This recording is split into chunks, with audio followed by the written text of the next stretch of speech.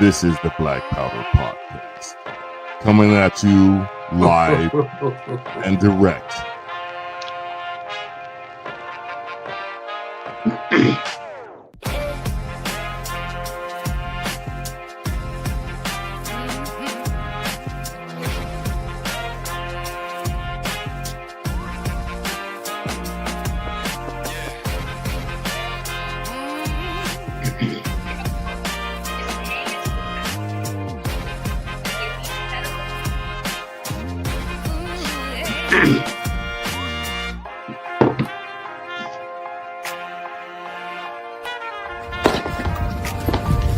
Your salty tears season my life.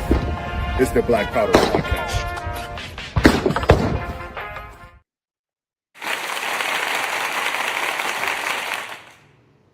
Thank you. And welcome again to a fascinating episode of the Black Powder Podcast, the only real libertarian podcast that has ever existed in the history of mankind. And without further ado, let me introduce you to our host today, starting with me, the only real libertarian, the one that everybody comes to see, Marcus Matthews. Thank you very much. Hold on. And then, as usual, I'm joined by my brother in Liberty, Eric Parker Bull Liberty, formerly of Jacksonville, Florida, now up in the great state of North Carolina. How you doing today, Eric?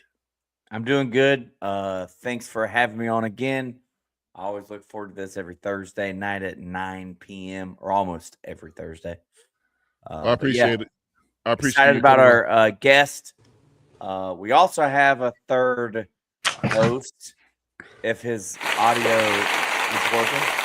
We'll see. Listen, I'm here for a minute. We'll see how it goes. You're welcome. You just had the best part of your show now, and it's done. You had the opportunity to do it without me, and you missed out. You blew it again, Marcus. Yeah. Again. Now, today we deviating a little bit away from our normally scheduled libertarian candidates to bring on I guess you would call him what Tub? No, listen, no, because here's what I want to add to that before you skip on. Let's not forget that he was an elected candidate. Oh, that's true. That's a big deal because we can have a bunch of candidates, but this one actually made it in. Okay, right. Let's remember. And so, Marcus, once again, we'll try to keep you in the loop of the conversation. Okay, even though you don't fully understand what it's like to get out of the garage and move Liberty. Okay, but we will allow you to now continue to do your part, your little portion of moving Liberty forward. Go ahead. I've learned how to spoke. and read. Speaking of reading, our guest, I don't know if you want to bring him out, but Free State Project Executive Director Eric Brakey. He just recently authored a new book. Eric, good to see you again. Yeah, it's been a little bit. Thanks for inviting me back on the show. Awesome. Eric, this is Eric's third time on the show, and he's darn near becoming a regular, and we truly appreciate you sacrificing your time to look at Tub, because I know that's all I got. I know firsthand it can be painful. Here on the East Coast, 9 p.m. It's like almost my bedtime. You guys are keeping me up. Well, on Marcus. It's still pretty early where I am. I'm in the fourth largest economy in the entire world. Here it is.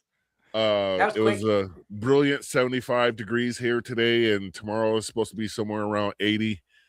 And I'm wearing a sweatshirt because 75 degrees is kind of for a black man. Yeah, it's like 29 degrees outside here, and I'm in my garage, which has heat, but not very good heat. Eric's in his garage because that's where he just lives. So. All right, I bet you we have other things to do than this. He's got a book. Good Lord, why are we still talking? Mr. Brakey, you want to talk about your book? The name of it is The Liberty Candidate's Practical Guide to Door Knocking. Is that correct? Yeah, that's right.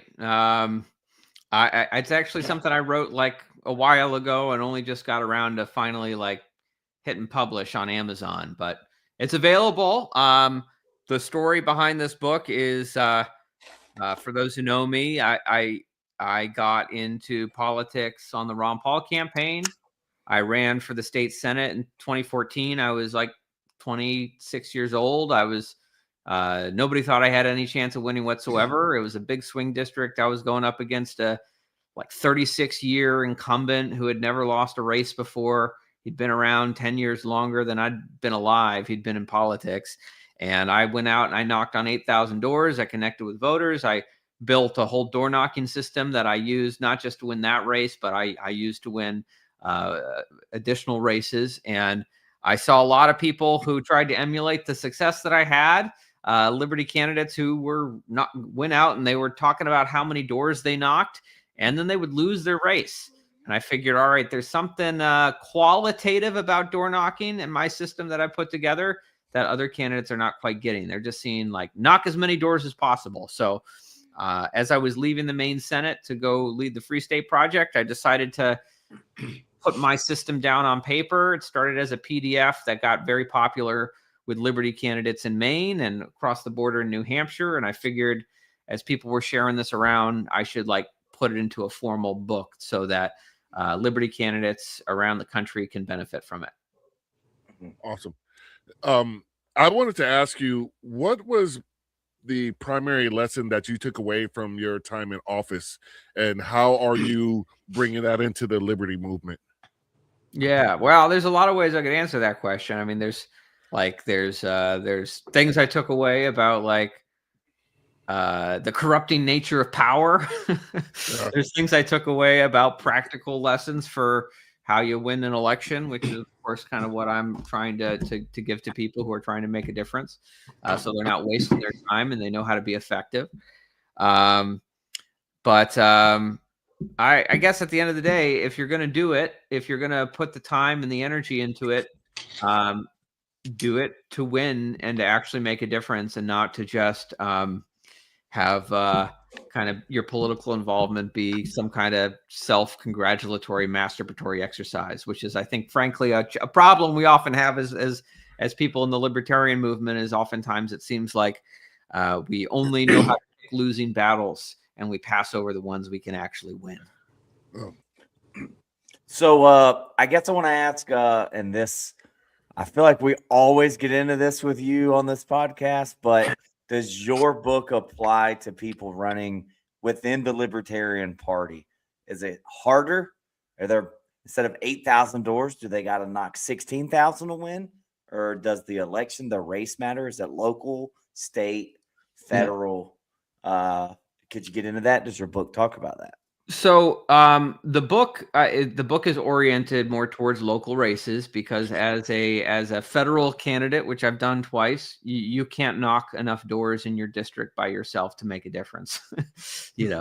Other people can go and do that, and volunteers and all that, but this is really oriented towards a candidate who is running in a district that is small enough that it is conceivable that you can knock at least the most important doors that you need to knock. So it goes through kind of 13 rules, like how you know which doors to knock, how to have quality interactions with people, how not to come off like a autistic, how to come off not as a libertarian. So. Right? It's like I certainly want to abolish the Federal Reserve, but that is not what I knocked on the door and said, let me tell you about why I'm going to be your state senator. We're going to end the Fed, right? I would actually go to the door and I would say, hey, I'm running to represent you. By the way, you have such nice flowers. Do you put a lot of work into those flowers? Right? And then they want to talk to you about the flowers. And then you got their vote. So that's connecting with people on a human level, on a neighborly level, even beyond just kind of politics. Most voters, right, don't even really think about politics all the time. And when they're thinking about who they're going to vote for, they want someone that they feel like they trust on a human level more than just someone who checks the box on issues here and there. So anyway, that's all in the book. It's a quick read, like 30-minute read. If you really want to. Even for Marcus? No comment. No comment. I've never gauged his phonics ability. Reading level. You said it's got the smartest people up there in New Hampshire. So I'm like, maybe that's why Marcus is wearing a sweatshirt out in California, because it's cold. It was literally like 73, 74. We are. That's the reason we're going to use about why you're not allowed to go there. Is that it's cold. Hey, let me ask you something. Can I do want to say one thing real quick, just to get to the actual. I think I dodged your question a little bit. For applicability for people in the Libertarian Party, I would say read it, learn what you can from it. My advice generally is, though, if you want to win, the Libertarian Party is not the vehicle to do it. So, but you can still learn a lot, and it's just when part of the thing with being realistic about how to win is understanding that, like in the generic district, 30% of the people are voting R no matter what, 30% are voting D no matter what, and you're at a real strong advantage if you have the R or the D next to your name, and then you just need to pick up what's left on the table. But anyway, so I think that's why, at least for the partisan races, like state legislative races, we have a lot more track record of winning when libertarians are running as Republicans. But I know there are a lot of victories that are happening in local races and nonpartisan races for city councils and mayorships and school boards. And I commend the Libertarian Party having success there. And in those cases, there's a lot you could take from this book and apply to win.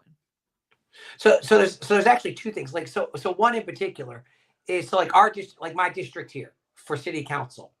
So they don't even run a Republican in the race. Usually you'll have 3 or 4 Democrats. They all fight it out. And it is partisan. Yeah, it's partisan. And so like part of the thinking, I actually got a meeting coming up on Tuesday. And part of the thinking, like if I was to run in this district, is, okay, well, here's the thing. I'll probably get the Republicans because I'm just not Democrat. And that's a good win for them. And I kind of lean that way anyway. And then at that point right there, because I don't have Republican, because I don't have the R next to my name in a district like mine, I have the opportunity to pick up some D's that just are just like, okay, I'm not really happy with what's going on. But if I had that Republican R, that would just squash it from the very beginning, because anything but that, basically. So, but let me ask you this, though, specific to the book. So you talk about go knocking doors. Like you said, so many go and knock on thousands of doors and still lose the race. What did you find? Is it the way that once just knocking on a door doesn't mean that you're effective at it? You know what I'm saying? Just knock, like you said, and the Fed. Okay, that's not going to, they're done. They're going to check out on you immediately. So is there something that you found that maybe libertarians, we'll say libertarians in particular, that when they would go to door knocking, do you find that there's something they tend to do that doesn't come across well? That maybe even mentioned in the book, like, hey, dude, don't do this to be effective. Yeah. So there's a number of questions you need to answer for yourself. First, you need to figure out what is your list of like, who are the people you're targeting, right? Because many districts, I know some small districts where people say, I will knock on every door in the district. And it's like, okay, maybe you physically can do that. But if you're knocking on the doors of people who are never going to vote for you, no matter what you do, then you're just reminding them there's an election. You're turning people out to vote against you. So that's not a good idea to do. If you're knocking on the doors of, anyway, you really want to figure out who is your universe of like persuadable voters and base voters. And you want to knock on those doors, the people you can win over and the people you got to remind there's an election, because if they show up, they're going to vote for you. And so once you have that list together, then you have to have the actual interactions at the door too. And the ultimate thing is you want to be a neighbor. You want to be a human being first. You don't want to be a politician. One of the best pieces of advice that was ever given to me is actually something I learned from a theater teacher in high school, which is you'll make more friends in 5 minutes by taking a genuine interest in other people than you'll make in a lifetime trying to get other people interested in you. And I think we as libertarians especially need to understand that we need to be human beings. We need to be neighbors. We need to take a genuine interest in what the voter cares about, what their concerns are, and meet them where they are and see where we can bring kind of libertarian, liberty-based answers to those problems. If you allow people to speak, they'll tend to ultimately tell you what they need, even if they're not knowing that they're telling you what you need. Because so many times we walk into this saying, oh, I think you need this. And I've talked on here many times about how I failed miserably one time when I was running. Like I had a completely, in my mind, I thought I knew what was going to be their issues for these people I was talking to. wasn't even close. Yeah. And I learned that. I'm like, okay, don't make that assumption. Take the time to find out, because so many times, and maybe libertarians are worse at it, or for it, I should say, that we tend to go and say, let me tell you what you don't like and what you need and what you don't need. And that's not the way to go about it. Truly is what you said. You go up, let them talk. You know what I'm saying? Don't feel like you have to control all of it. They'll probably mention something that you go, hey, you know, I have an answer for that, or whatever it happens to be. They might reveal it to you if you, what I usually refer to as, sometimes you shut up. And you go ahead. It's large. Sometimes I'll shut up. Go ahead. Well, that's actually rule 5 of my 13 rules, which is 2 ears and 1 mouth. God gave you 2 of one and 1 of the other for a reason. So you should listen a lot more and shut up a lot more. The voter cares a lot more about what they think than what you think. And if you are listening to them and genuinely responding to what they think, they'll be impressed with you. Like in my world, because I'm a pastor, so in my world, it works with witnessing in Christianity also. Because if you go and you just hit them over the head with Jesus, they don't want that. They don't want to hear that. They don't want to hear all those things. Yeah, but if you just have a conversation with them, just talk. And if you just treat them as I used to say, treat them like a person. Just have a conversation with them. And once again, at some point, something will be revealed and you go, oh, there's my in, if you will. And it works also when running for office. Just listen to people and let them talk. And at some point, they're probably going to say, hey, I really don't like this. And you go, well, son of a gun, I have an answer for that. Yeah, I want to send a quick shout out to some of our viewers right now. Free, Terry, Amity, the Scientific Libertarian. Thank you all for chiming in with your comments. Please keep them coming. If you have any questions for Mr. Brakey, we'd greatly appreciate those too. This guy's doing a lot for the liberty movement, and so we want to hear from you. Eric, you got something? I just wanted one more thing. I'm sorry. Which Eric? Yeah, be a little more specific. I'm going to call him Mr. Brakey, and I'm going to call you E Money Parker. How about that?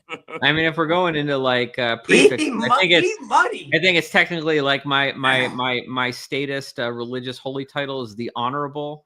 You know, oh yeah, that's right. You're the Honorable Eric Brakey. You know, once you get one of these religious positions, even though it's a very dishonorable profession, you get like the Honorable in front of your name for the rest of your life. So that's pretty. I need to remind myself to call you that. I'll probably forget.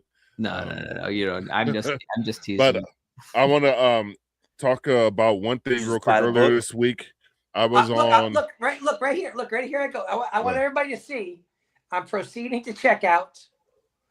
Look, it's credit card information. Zoom in. Lucky I can afford the book. Don't worry about it. Yeah, it's so only spent what was it? The $9.99 is that what it is? Yeah, it's basically $10. I just spent $10. You can get free shipping with Amazon. Hey.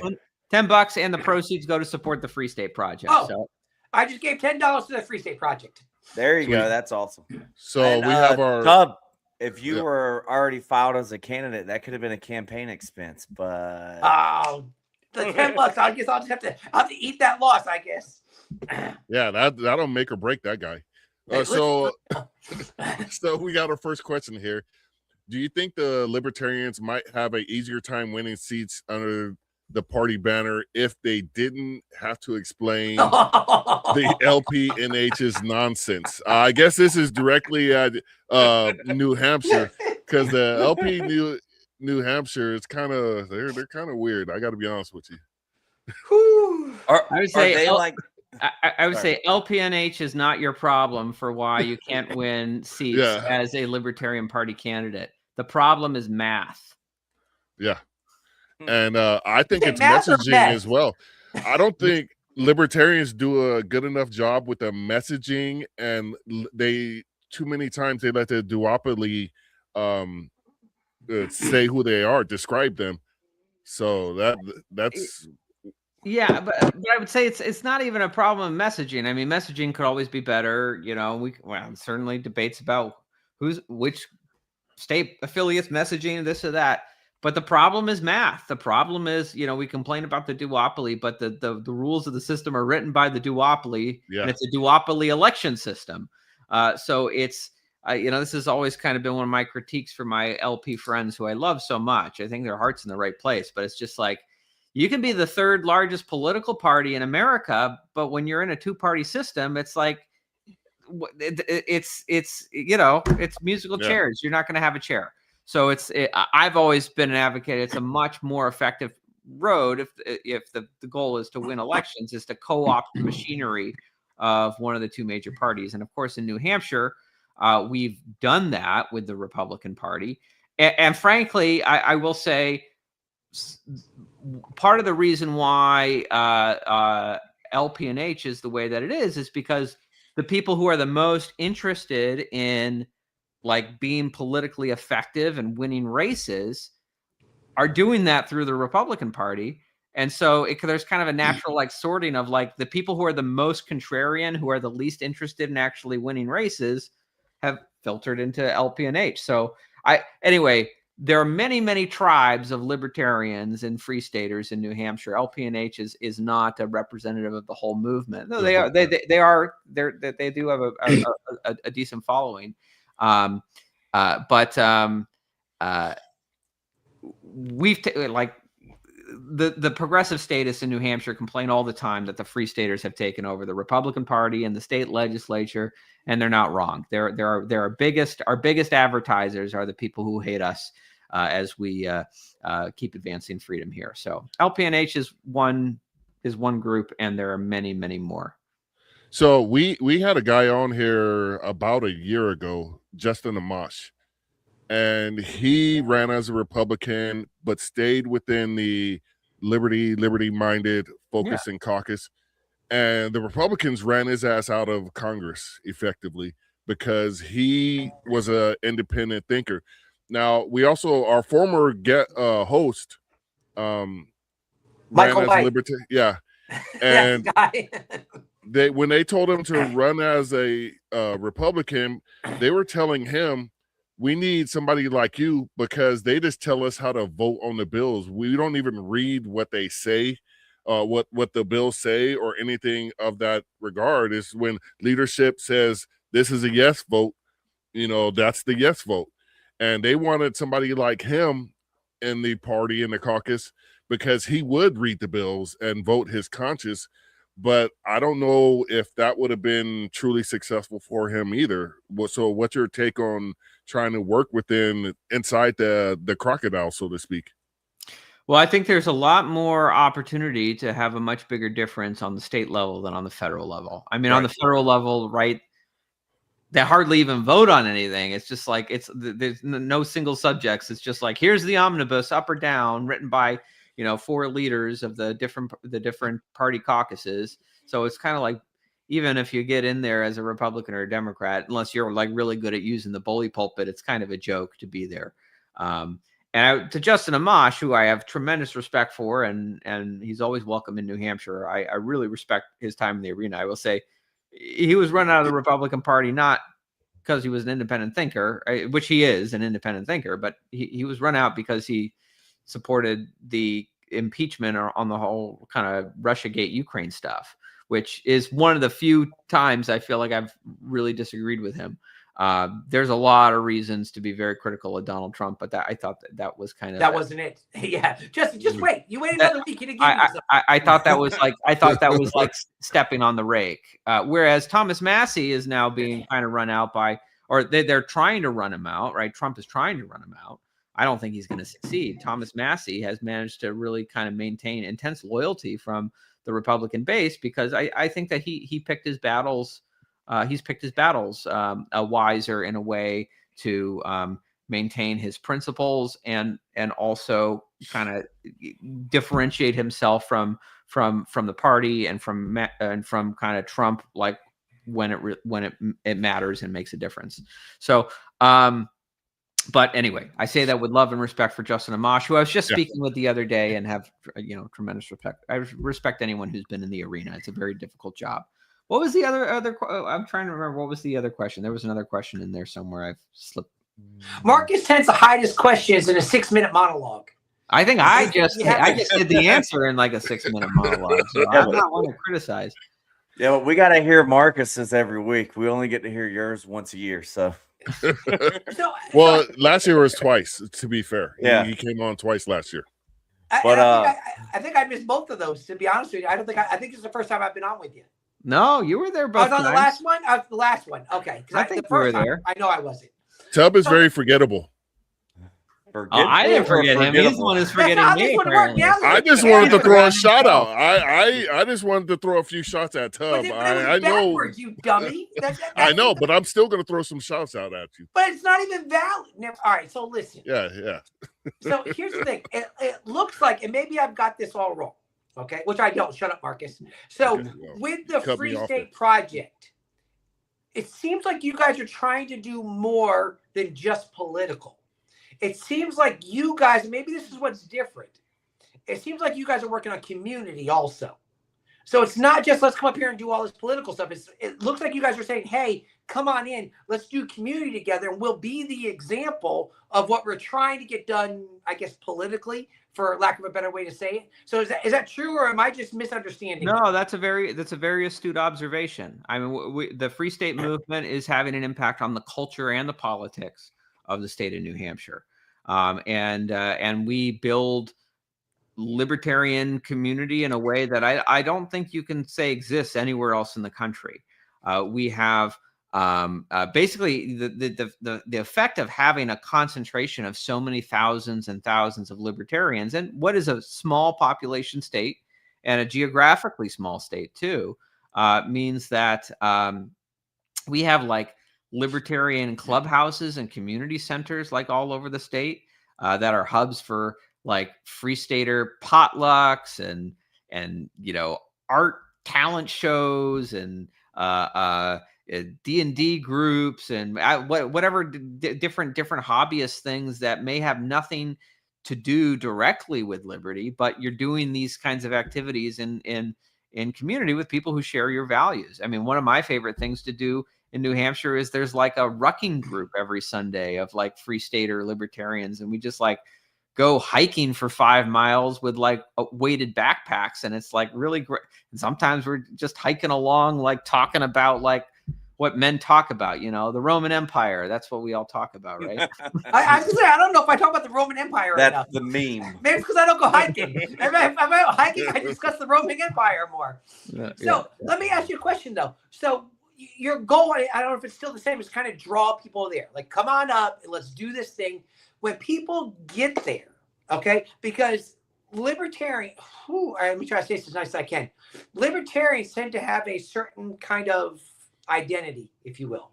And so when you draw them in, what are you finding when they get there? Because let's say I move. Let's move. And let's say Eric. Eric's young. Yeah. He's got a young family. So when Eric moves there, Eric says, I'm coming up. What is he going to do to care for his family and stuff still? Like, how do you get in, and what makes it worth going up there? If I'm going to go there and go, I can't find a job, I can't take care of my family, I was better off to stay in Eric's case, North Carolina. What do they do when they get there? Well, first of all, I would say you should find a job. Okay. you should find ways to kind of be self-sufficient and find a job and find housing. These are things you have to secure for yourself. But we do have pretty low unemployment rate, and depending on your field, there's a lot of opportunities up here. And we also have one of the best like professional licensing reciprocity, where if you're licensed in a particular trade in a different state, it's easier. New Hampshire is one of the states that most recognizes licenses from other states. But I would say then you come up here, and like the first things to do are come to like different clubhouses around the state, host new mover potlucks every month. It's a great kind of first place to come and kind of meet people in the community and start to find your tribe. And, there are, what people often don't appreciate is just how many different tribes of libertarians there are here. And many of them hate each other. Yeah. Right. But that's fine, because there is a lot of people there. And frankly, and the bigger the Free State movement grows, the one thing we have in common is just basically a shared belief in the non-aggression principle. There are so many more questions for life and society and community beyond just that. But to even just get people who agree on the non-aggression principle, that creates a certain kind of common basis that we can build upon. But then you find your tribe, you find the people who have interests in what you're interested in. And if there are people you don't like, you don't have to associate with them, because you're going to find the people who are kind of what you're looking for. I tend to tell people, I say, listen, if you want to know about a libertarian, you better go talk to that libertarian, because he's probably going to be different than the one that's right next to him that he doesn't even like. So do me a favor real quick, if you can, or actually it doesn't have to be quick. Explain the clubhouses. Explain how they're made up, what they do, what their function is, like their overall purpose. Yeah. So the original clubhouse in New Hampshire is a place called the Quill, and it's in Manchester, New Hampshire. And it's a building now. It's owned by Free Staters in the community there. It's been around for, I don't know, somewhere between a decade or 2 decades. But it's basically, it serves as like a community center. All people are members of the Quill. You pay kind of monthly membership dues, and then you can use the space for all kinds of things. We do a lot of our volunteer nights there. We do potlucks there. We do one of my favorite events that happens there periodically is called Artsy Fartsy, where like basically like people just come and they share kind of artistic talents. I've done some poetry reading and done some, people sing songs and stuff. Anyway, it's a community hub. And it has been so successful at serving as a community hub for Free Staters in the Manchester area that other clubhouses have been built up by Free Staters in different regions of the state. Now, I'm over in the Seacoast in Dover near the Maine border, and our clubhouse here is called The Shell. On Valentine's Day, February 14th, The Shell is going to be hosting Robbie the Fire Bernstein for a stand-up comedy night. The Shell hosts a lot of things like stand-up comedy nights and potlucks, and you go up into the North Country, and there's a Liberty Clubhouse up in Lancaster, right, kind of where Porkfest has historically been, called The Pine. And then there are other clubhouses kind of throughout the state. It's all things that are kind of built up by people in the community where they are. And I think the existence of a clubhouse in a particular region is a demonstration that, like, there's enough a concentration of Free Staters in one place for people to get organized and to have a physical location to build community. So I'm guessing go ahead, Eric. Well, I was going to ask real quick, or not real quick, off the top of your head, do you know the county with the highest population, or the, I guess, most average libertarians per capita? Off just a guess, maybe a county or a region. I don't know. I would say that if you're just kind of looking in like sheer numbers, Manchester is like the most active. The Manchester area, I think, has the kind of the biggest concentration of folks, and it tends to be a lot of people's like first stop when they move to New Hampshire. Manchester, the biggest city in the state. And kind of different regions also kind of have different kind of Free Stater cultures. So you go like west towards the Vermont border, you've got Keene, New Hampshire, and the Keene libertarians have their own kind of reputation of being, that's where like Free Talk Live, and I think you kind of get a much more kind of like more hardcore anarchist flavor out there. You go up into the North Country, which is much more rural, and you get a lot more, I think, more the conservatarians and family-oriented libertarians and more religiously oriented libertarians up there. So if you were looking to move to New Hampshire, and you're kind of looking for kind of what's your region, I would say, what are your cultural preferences? What kind of experience are you looking to have? And I really would encourage people before they make the move to come for a visit. And we have our big events going on, like the New Hampshire Liberty Forum, which I encourage people to come out March 5th through the 8th. A lot of great speakers coming to that. People can find out more about that, nhlibertyforum.com. Use my discount code PORKREPORT. You'll save 5% on your tickets. But year round, we have Free State Liberty events basically happening in different corners of the state pretty much every single day. And if you go to fsp.org and you look at our community calendar, you can see that for yourself. There's something happening almost every single day in New Hampshire. And if so, you could literally pick a week, any week, and you could come for a 1-week porcupine vacation. In fact, our friends at one of the places I would classify as a clubhouse, the Independence Inn, they operate a bed and breakfast, and they exist basically to welcome visitors who are looking to explore the Free State. And it's run by Free Staters, and they will kind of point you in the right direction for how to connect with different communities and find events and maximize your experience on your trip. So that's nhindependenceinn.com, I think that is. But if you tell them the Free State Project sent you, they'll give you 50% off your stay.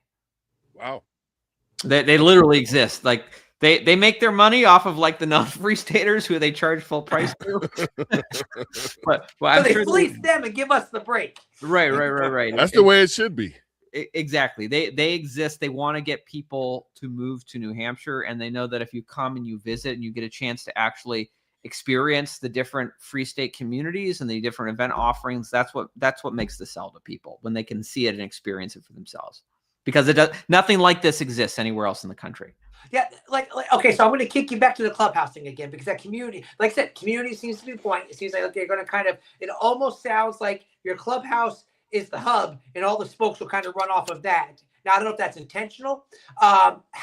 What is okay, let's call it a hierarchy. What is the hierarchy of these clubhouses? Like, how are they managed? Like, is somebody like hired on to be responsible for this, or is it all voluntary? Like, how does it work? So different clubhouses kind of have their own different, like they're all independently operated, right? It's not like it's not like the Free State Project operates these clubhouses. They're all kind of, these are kind of examples in spontaneous order in the fact that there just were enough Free Staters in a particular region at a particular time that just said, we could really benefit from having a physical location and a clubhouse, and they pooled their resources. They brought it together. They, through membership dues, they do it. And I think at various times, like I think at the Quill, it's like literally existed as like a fraternal order, and the Fraternal Order of the Porcupine. The Porcupine. Okay. Yeah. And then some clubhouses are run more hierarchically. Like I know a clubhouse in Concord called the Prickle that is basically like it's a married couple and they want to start a clubhouse. It's like at their home that they've got kind of like a downstairs area that they open up as a clubhouse. They don't have like memberships in the same way, but they're a clubhouse. They host events all the time. So different clubhouses are organized in different ways, but the Quill in Manchester, the Shell in the Seacoast, the Pine up in the North Country, these are all kind of more membership driven. And so is that the goal? Are they finding that because here's the thing, if you move to a strange, I was going to say country, but yeah, it's the same thing. It's New Hampshire. So if you move up there, you don't know anybody. Like you probably don't know people when you get there. So are you finding that's because of when somebody comes up there new, you go like, hey, here's a clubhouse. Like, here are some people who might be similar to you. So are you using these as basically almost recruitment also? Kind of like, hey, you can come up here and you can kind of find your people right away. Yeah. So the clubhouses are very great for kind of as a hub for that. And I know like in particular, like very popular event is the Manchester monthly New Movers Potluck, where we encourage new movers to come out and meet the community and introduce themselves. And then from there, you find people who are working on different projects and you find what you want to plug into. But not every region has a clubhouse, if you're like in the Lakes region, but they have like regular meetups at different restaurants. There's ways to really, whatever region you're in, like there's community there and it is a culture that is built around welcoming new people, because the whole purpose of the Free State movement is to get new people to move, to plug into the community and to build impressive things for liberty. And statewide, how many people would you say are in this? We're in the thousands? Oh yeah. Well, estimates vary because not every libertarian wants to register themselves and be put on a list. Yep. But I would say about 10,000 over the last 23 years have made the move. And There's also many kind of native libertarians who we welcome and encourage to get involved. And, whether I like to call them our native free staters, right? People are welcome in the community, whether they were born in New Hampshire or they moved to New Hampshire, as long as we share the same vision of we'd like to live in a society where the maximum role of government is protecting life, liberty, and property. So you're not necessarily a libertarian group then, correct? Well, I don't know what you mean by necessarily a libertarian group. Well, because so you wouldn't say, hey, you got to be kind of libertarian to be with us. Like, let me ask you this. If a Republican is on board with this thinking, they go, no, I like what you're doing. I like the idea of freedom. I like the idea of having this community of people. It doesn't make any difference, right? You're saying that we don't care. Like, well, what is a Republican? What is a libertarian? Our standard is everyone who's a free stater has signed something called our statement of intent. And the statement of intent is basically two things. One, you intend to live in New Hampshire. And two, you agree to take the maximum practical efforts towards building a free society where the maximum role of government is protecting life, liberty, and property. Some people want even less government than that, and that's fine.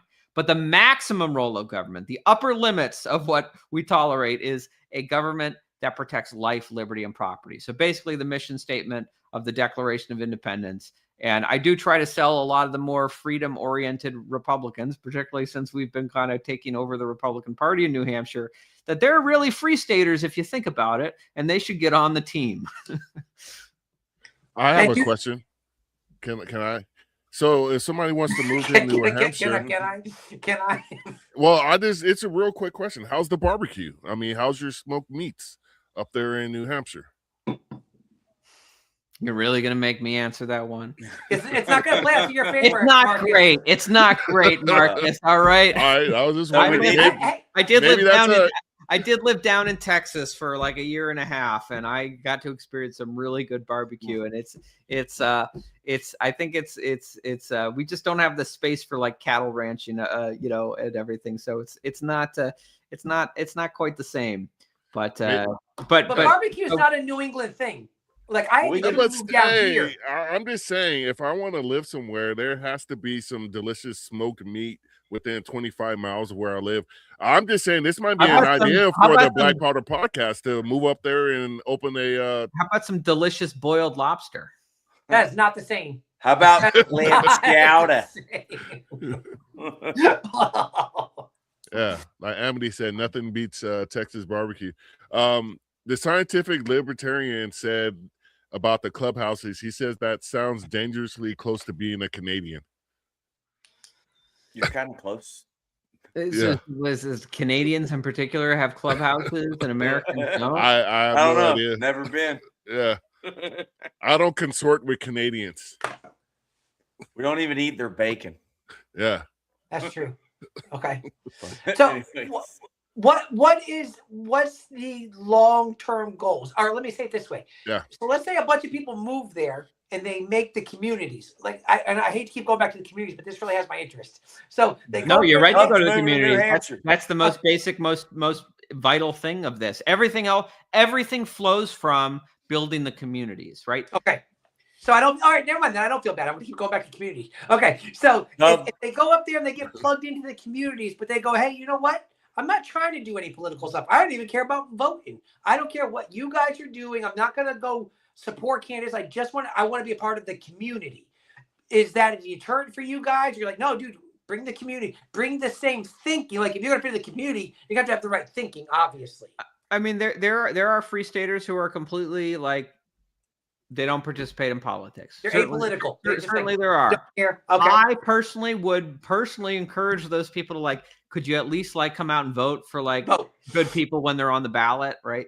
But there are, I think, a big kind of ethic in the free state movement is that there are many different paths to advance liberty.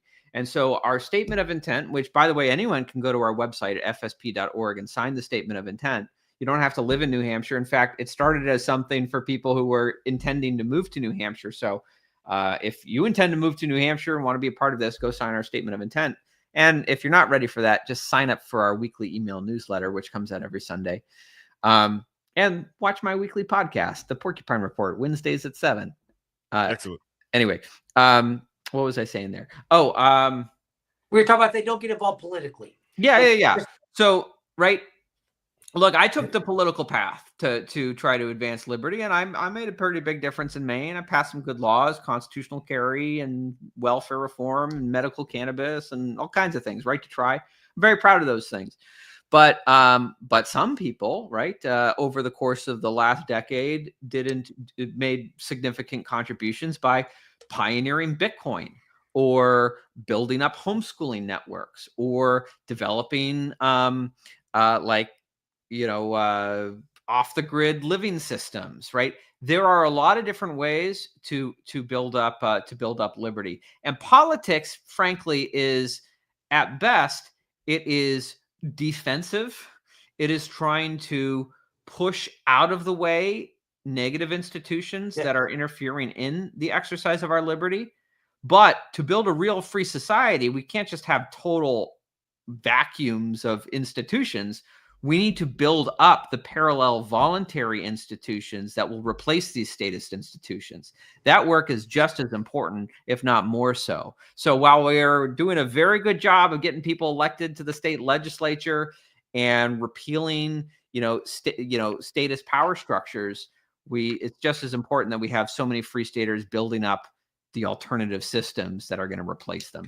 Because that right there is where libertarians fail. They come in, we're going to wipe all of this out and figure it out after. No, you have realistically, in a real world scenario, people won't give up all kinds of stuff to go into chaos.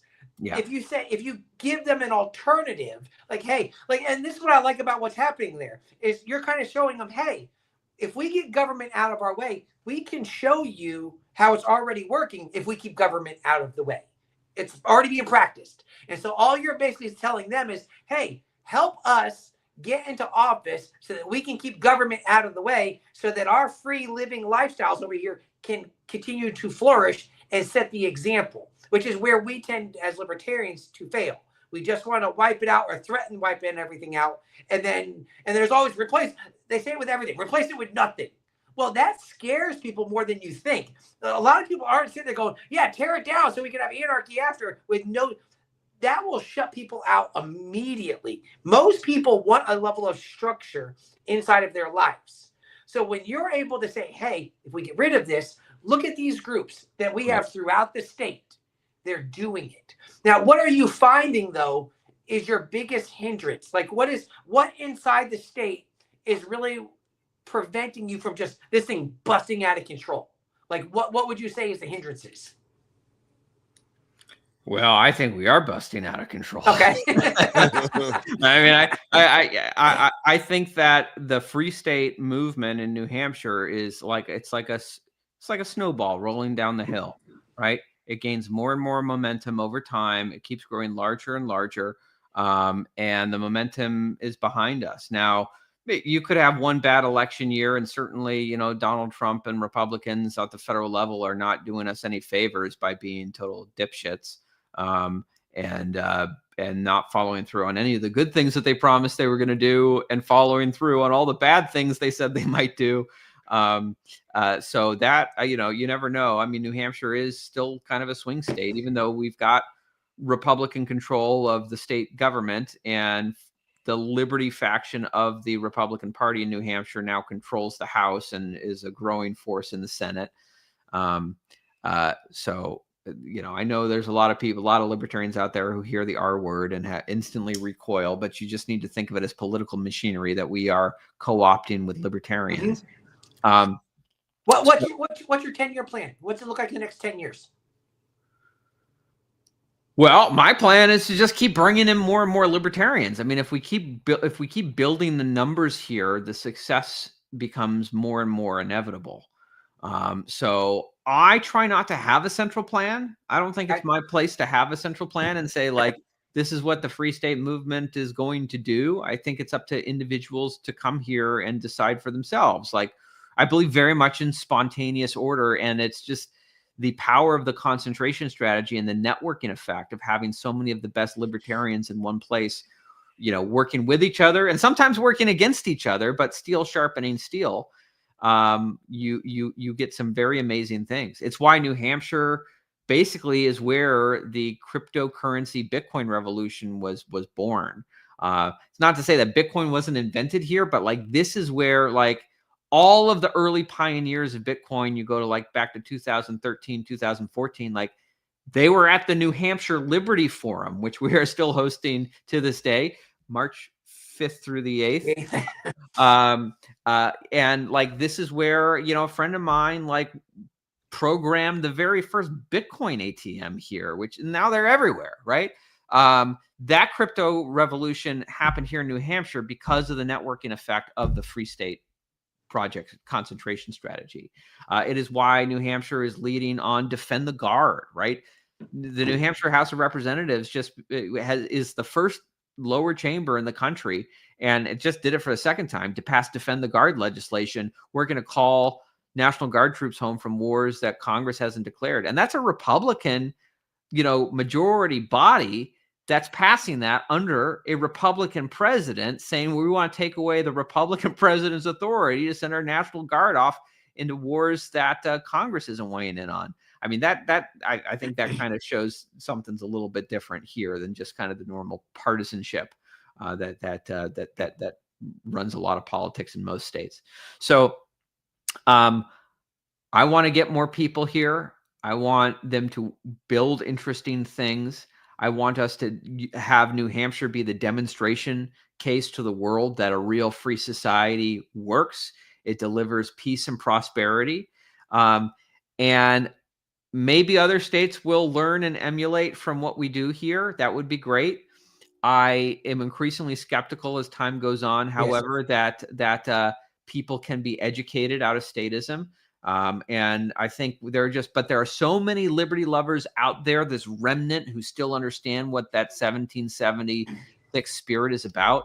If we can just gather the people up who already agree with us and bring them to New Hampshire, we will have our libertarian homeland, and we will be able to take all these ideas that have only existed in theory for decades and decades and put them into practice, like we're doing with alternative currencies, like we're doing with education, freedom, and school choice, Defend the Guard, things that we never saw a pathway to practically before. The pathway exists in New Hampshire.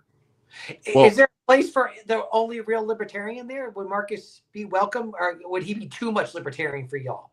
Probably too much. He's too much. Yeah, way too much. But I wanted to go to black. Just kidding. That's listen, for New Hampshire. Hey, I'd increase that to 3% if I showed up there because I'm pretty tall. But I do think there's hope for the future because young people are moving away from the duopoly. I read an article about that, and being I have two early 20-year-old kids, neither one of them, they're both registered to vote. Neither one of them said I can register as a Democrat or a Republican. I guess I raised them right because I always told them to be independent thinkers, but neither one of them looks at Democrats or Republicans in the same light. Let's say my generation, Generation X, the best generation that has ever. Generation X is the Chuck Norris of generations because nobody talks shit about us because they know what's going to happen. You're going to get punched in the mouth. If we're real life people, not the social media stuff. But I do have hope for the future that young people will be moving away from the duopoly. So I think there's that. I mean, I would love to think that you're right, but I just think the hard thing is that the rules of the system are designed in such a way to steer people back to the duopoly, right? Because people are so often voting not for the person they love the most, but against the person they fear and hate the most. Yeah. Right. And, so many people voted for Donald Trump, including myself. Right. Not because of agreed with him on everything or we loved everything he was about, but just because the alternative seems so much worse. It's sadly that's in this kind of first past the post election system. Like that is what the game is rigged to steer us towards. So real quick, as we rapidly come up on an hour, and I don't know if we were planning on going late, could you kind of talk about the New Hampshire Liberty Forum? I know you've mentioned it several times, but what's that all about? How can people find out more. The big drop some names, tell everybody what to expect on that, please. Yeah. So the New Hampshire Liberty Forum has been going on since 2007, every single year. It is our, a lot of people know about the Porcupine Freedom Festival. This is our other annual big flagship event. It's more of a conference and a place for, ideas and discourse. It's going to be in Concord, New Hampshire, which is our state capital, March 5th through the 8th. Here are some of the names of some names you might know that are coming and speaking and participating. And by the way, our theme this year is Build Freedom. We're looking to talk about actual practical things we can do here and now or in a realistic future to build freedom, not just complain about all the things that are wrong in the world, because in New Hampshire, we have a place we can actually put solutions into practice rather than just complain about Washington, D.C. and everything that's going bad. So we're one of our Friday keynote speaker. We're excited. Scott Horton is joining us. He's going to be talking about how we can build freedom from the war machine. Matt Kibbe is joining us from Free the People. Economist Bob Murphy from the Mises Institute. Jeremy Corden, who is CEO of Goldback, alternative gold-based currencies. Elizabeth Nolan Brown from Reason Foundation will be joining us to talk about how we can use journalism to build freedom. The kind of lead physician in the main direct primary care network, which is kind of restoring direct doctor-patient relationships, Dr. Michael Champy will be joining us. And we'll be even hearing from probably one of the most effective libertarian state legislators in the country, which is the House Republican Majority Leader, Jason Osborne, who came to New Hampshire as part of the Free State Project, is like a Rothbardian economist. And he has been kind of leading the libertarian-controlled New Hampshire House of Representatives for several cycles now, and has steered through gun rights and school choice and tax abolition. He'll be talking about the state of the New Hampshire legislature, which is something I think every state should learn from, the amazing experiment that's happening here in the New Hampshire state legislature. It's a pretty good list of speakers there. Do you have a pastor speaking on Sunday morning before the brunch? I know one of those. I was plugged for Tub. If you don't, maybe he'll fly up to New Hampshire to speak. Well, you would be welcome. You'd be welcome here to come and say a prayer for us. But no, y'all are welcome. I did mention, when we were off air, we do have a media room this year, and we are welcoming podcasters and independent media who'd like to come and produce content there. There'll be opportunities to interview many of the speakers we have coming through. We haven't even announced all of our speakers, so there will be names that will be announced that I haven't been able to say tonight, including some big names. And I just, again, everyone who loves liberty is invited. NHLibertyForum.com. Get your tickets and discount code for your audience. If they would like to save some money, you can save 5%. Use my discount code Pork Report. That's pork with a C, not a K, short for porcupine. Pork Report. That's also the Porcupine Report is my weekly podcast on Wednesdays. Oh, look, there's Free right there saying, hey, he's got a game show that he can bring up to that joint. Yeah, that'd be pretty cool. Like which I won on Tuesday of this week. So it's they'll let anyone in. I'm just kidding. All right, so Mr. Brakey, how do you wrap us up? This is your chance to kind of be like, okay, this is what we do. This is how you find me, social media, all that type of stuff, whatever you got going on. All right, so go to fsp.org. The most important thing you can do is sign up for the weekly newsletter, which I write every single week. And it's the most optimistic libertarian newsletter you're going to get, because we have actual victories to report on, which is very rare for libertarians. So every week there's victories to report on.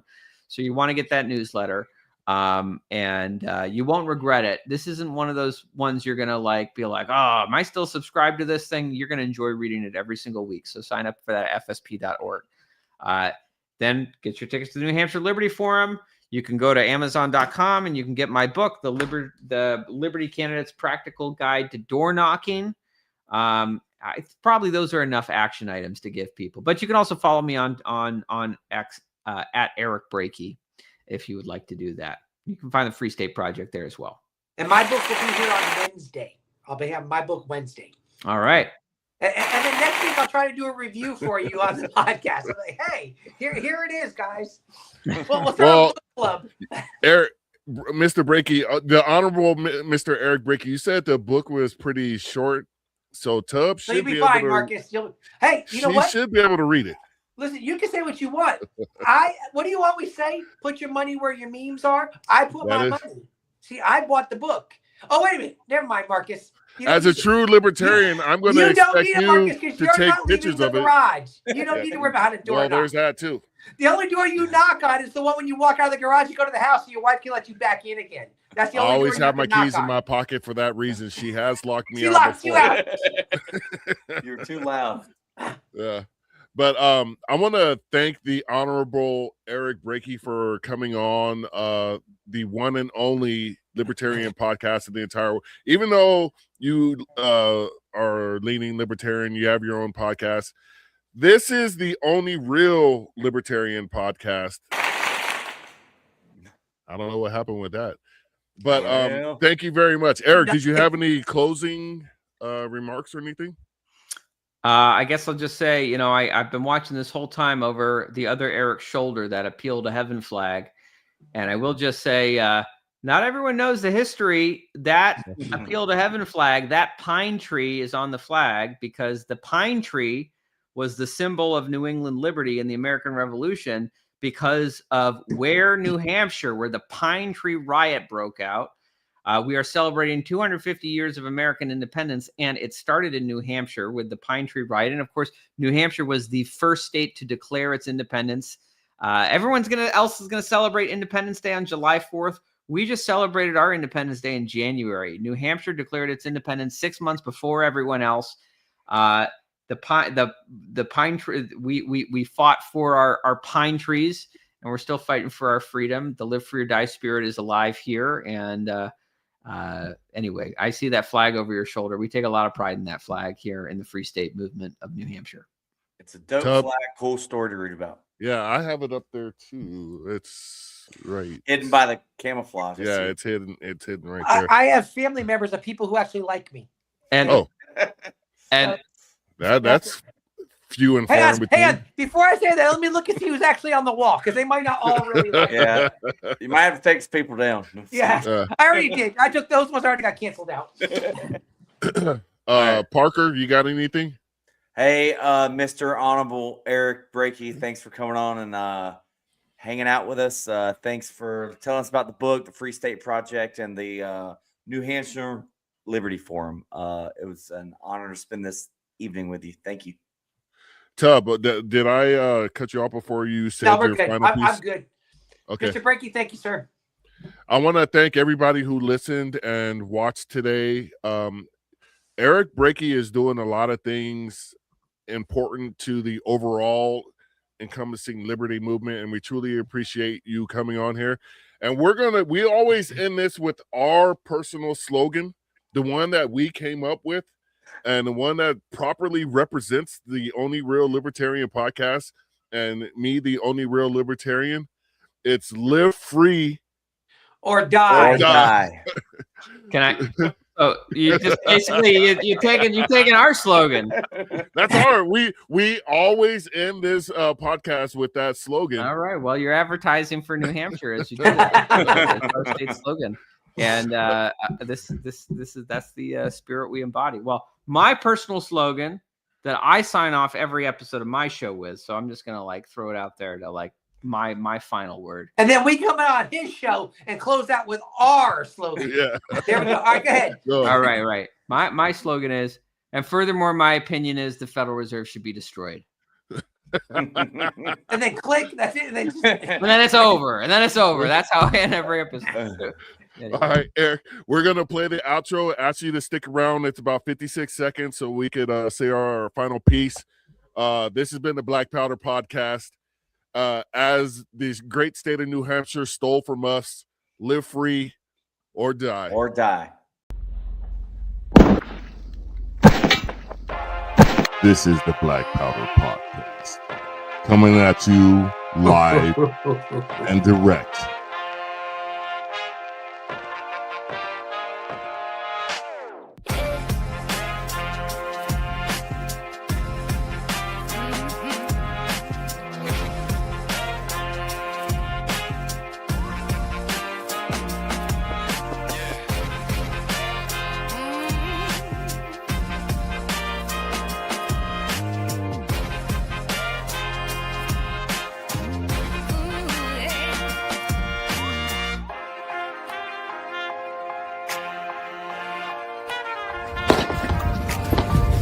Your salty tears season my life.